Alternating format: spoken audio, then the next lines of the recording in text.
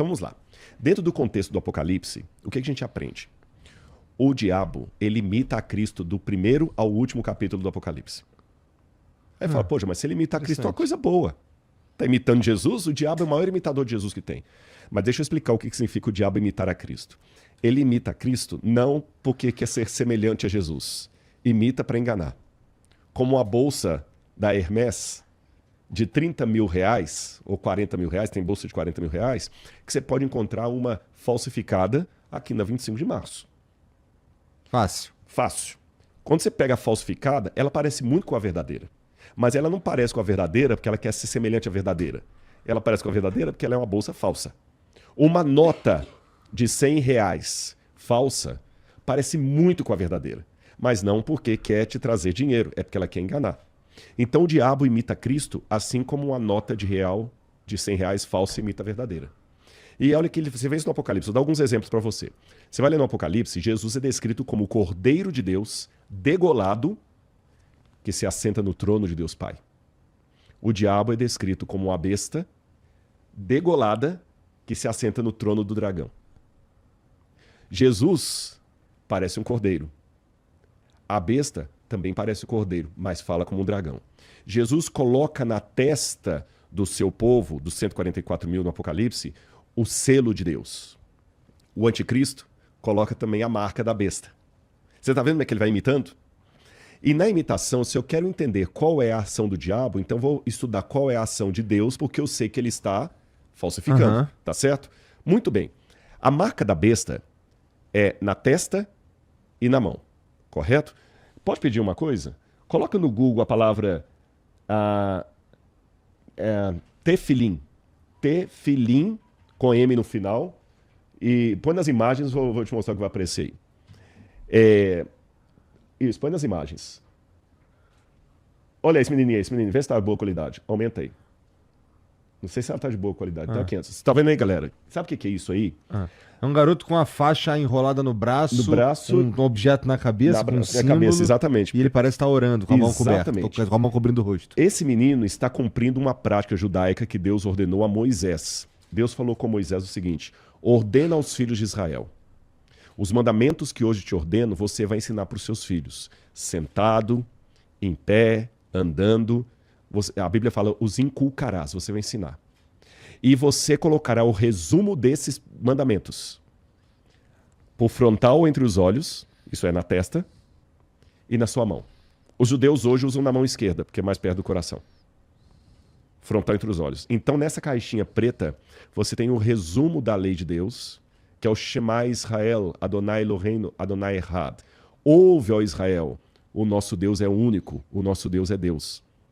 E Jesus falou que o resumo dessa lei é justamente amar a Deus sobre todas as coisas, que é o que eles colocam. Então, é a lei de Deus entre os olhos e na mão, representando, você vai pensar de acordo com os mandamentos de Deus e vai agir de acordo com os mandamentos de Deus. Aí, no Apocalipse 13, o que o anticristo faz? Ele coloca também um sinal, que é uma paródia disso aí, na testa e na mão direita.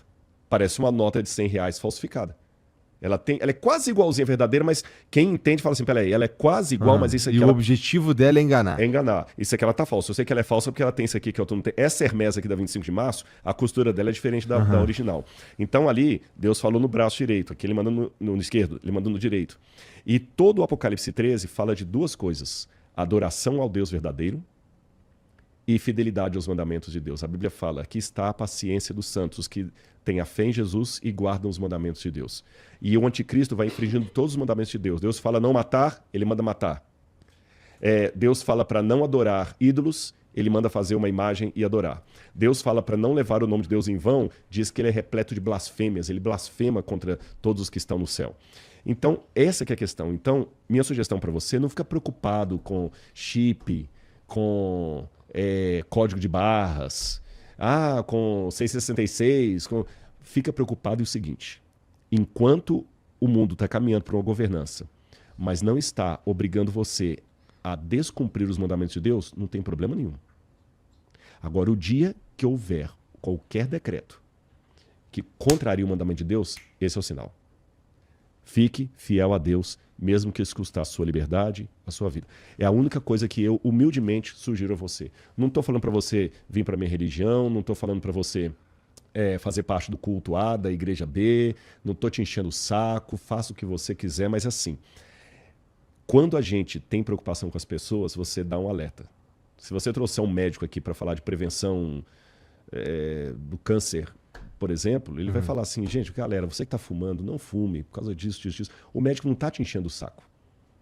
Ele tá falando para o seu próprio bem. Aí que eu sou obrigado a deixar que o meu lado religioso fale agora, existe um grande conflito muito maior do que o conflito entre Hamas e Israel, do que o conflito entre Rússia e Ucrânia, do que o conflito entre a polícia do Rio de Janeiro e as organizações criminosas. O conflito do bem e do mal. Esse conflito cósmico, sem tréguas. Ele não admite neutralidade, ele não admite cessar fogo, ele não admite trégua. E ele está acontecendo nesse momento aqui entre nós. E cada um tem que tomar uma posição. Ficar neutro é assumir o lado errado. Os dois lados querem você. Você que vai decidir para qual você vai lutar. Então esse conflito cósmico está acontecendo o tempo todo. E esse conflito cósmico acontece dentro das casas, da maneira como eu trato meu vizinho, da maneira como eu digito um comentário nas redes sociais, sabe? Com pseudônimo lá, que ninguém está vendo que sou eu. Da maneira como eu trato uma menor de idade. A gente tem que denunciar isso. Eu fico assustado. Eu recebi um documentário esses dias aí que fala de quantos segundos que um maníaco precisa para pegar um perfil de uma criança e assediar essa criança. Nossa. Você tá entendendo? Segundos.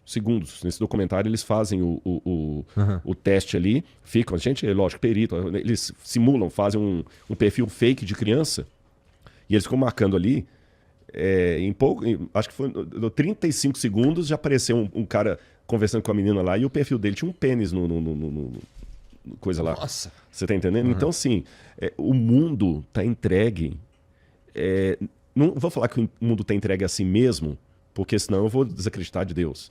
Mas que eu já não tenho mais aquela visão romântica da humanidade boazinha, que eu falei lá do Augusto Comte, não tenho não. Sabe, o apóstolo Paulo falou na carta a Timóteo, porque nos últimos dias os homens irão de mal a pior, enganando-se e sendo enganados.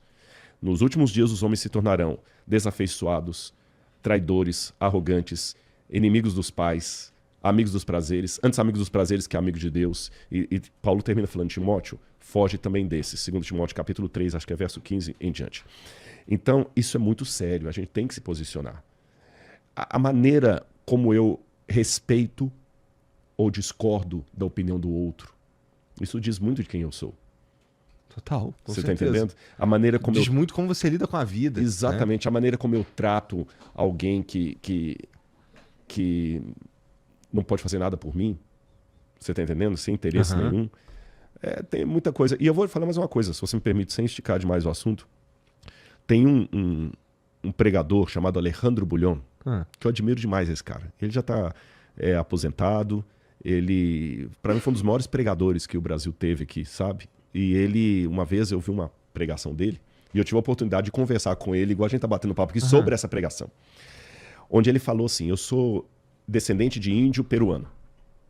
E ele explica, o índio, o descendente do povo Inca, o peruano ele é muito durão.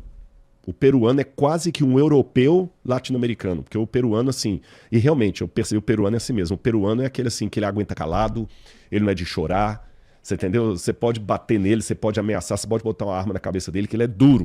O peruano é duro mesmo. E ele falou, eu sou duro na queda. Se você tiver um segredo comigo, fica tranquilo. Se o cara botar uma arma na minha cabeça, eu não entrego. Se me torturar, se der choque, eu não entrego. Agora, se jogar um sapo no meu colo, eu conto até o que não aconteceu. Aí quando ele contou isso, todo mundo riu no auditório, né?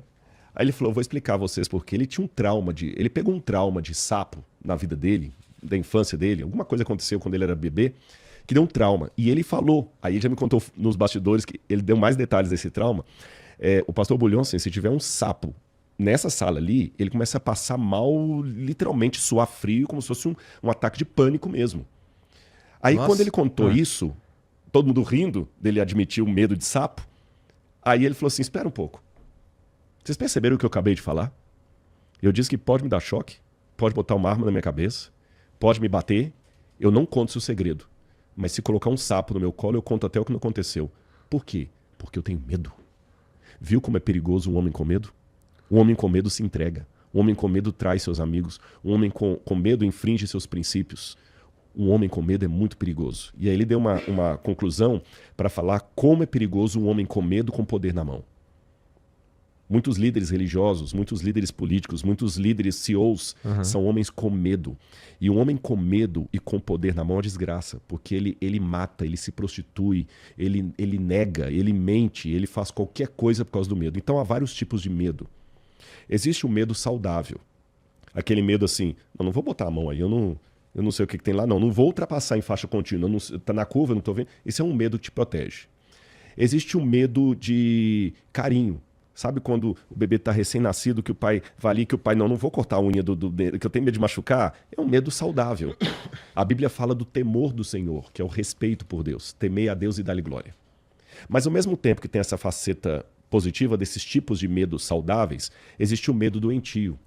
O medo da fobia, o medo da covardia e o medo que ele descreveu de pessoas fracas, pessoas vazias, que por alguma forma conseguiram poder. Sabe aquele negócio de cutia? Que o cara passou debaixo de uma árvore e viu uma cutia lá em cima. Ele falou com o outro, rapaz, tá vendo aquela cutia em cima da árvore? Ele falou, tô vendo.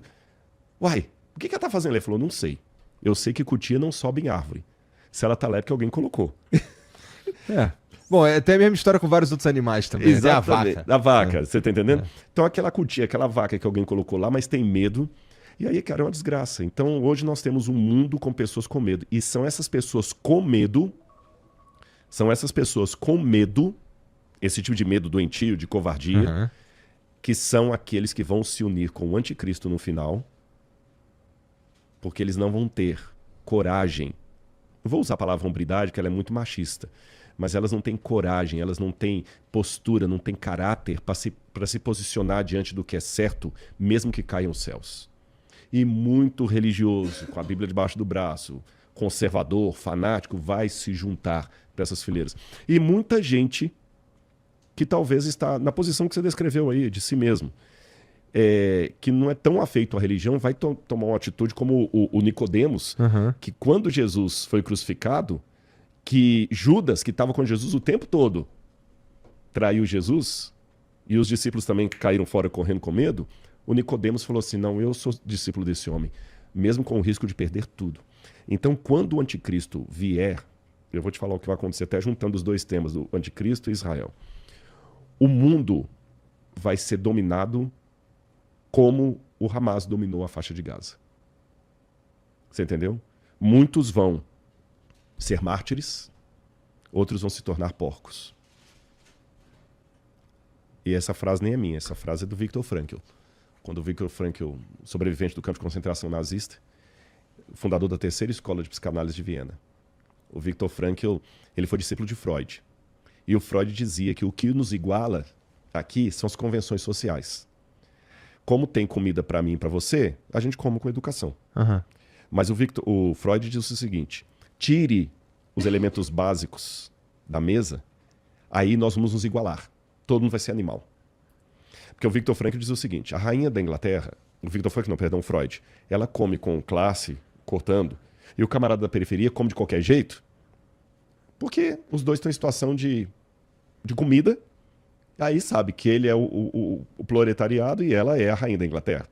Mas se tirar a comida dos dois, a rainha da Inglaterra vai ficar igual o cara da periferia brigando por um pedaço de carne. O Freud diz que se tirar as condições básicas, só sobram duas coisas no ser humano. O Eros e o Thanatos. O Eros é a necessidade de afeto, especialmente sexual, embora é errado falar que Freud só pensava em sexo. Mas está aqui o afeto sexual. E o Thanatos, que é de sobrevivência. É aquele negócio, quando você está no desespero, você faz tudo por sexo e para sobreviver. Isso daí é o Freud falando bonitinho, assim, descrevendo natureza. No mais básico. Exatamente. Nas poltronas de veludo lá da era vitoriana. Só que o Viktor Frankl viu na prática o que Freud teorizou. E ele rompeu com Freud. E ele falou, no campo de concentração nazista, eu vi na prática o que Freud teorizou. Porque eles tiraram de nós, judeus, toda a condição básica. E alguns judeus, de fato, cumpriram o que Freud previu. Eles se tornaram realmente porcos. Eu vi judeu se prostituindo por causa de um pedaço a mais de pão, eu vi judeu matando o outro por causa de uma bota, eu vi judeu entregando o outro pro nazista só para ele não sofrer, mas eu também vi muitos judeus virando mártires. Então o Viktor Frankl falou, ao contrário do que Freud prescreveu, quando as necessidades básicas são tiradas, aí que as pessoas se tornam realmente diferentes. Alguns se transformam em santos, outros se transformam em porcos. Então hoje, nesse momento que eu estou tendo esse podcast com você aqui, não dá assim, para você passar a régua de maneira geral, porque a gente está numa condição tranquila. Uhum. Mas quando o anticristo dominar, aí nós vamos ter que nos posicionar.